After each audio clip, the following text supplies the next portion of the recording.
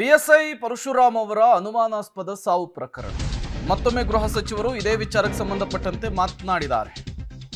ಶಾಸಕ ಮತ್ತು ಶಾಸಕನ ಪುತ್ರನ ಮೇಲೆ ಈಗ ಪರಶುರಾಮ್ ಕುಟುಂಬಸ್ಥರು ಆರೋಪವನ್ನ ಮಾಡ್ತಾ ಇದ್ದಾರೆ.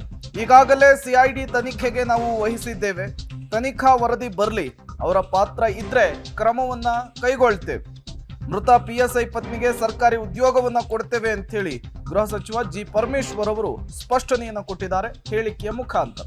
ಹೌದು, ಅವರು ಈಗ ನಾವು CID ಕೊಟ್ಟಿದ್ದೇವೆ, ಅದರ ತನಿಖೆ ಮಾಡ್ತಾರೆ ಮತ್ತು ಪೋಸ್ಟ್ಮಾರ್ಟಮ್ ರಿಪೋರ್ಟು ಕೂಡ ನಿರೀಕ್ಷೆ ಮಾಡ್ತಾ ಇದ್ದೀವಿ. ಅದು ಬಂದ ಮೇಲೆ ಗೊತ್ತಾಗುತ್ತೆ ಏನಕ್ಕೆ ಸತ್ತಿದ್ದಾರೆ ಅವರು ಅಂತ.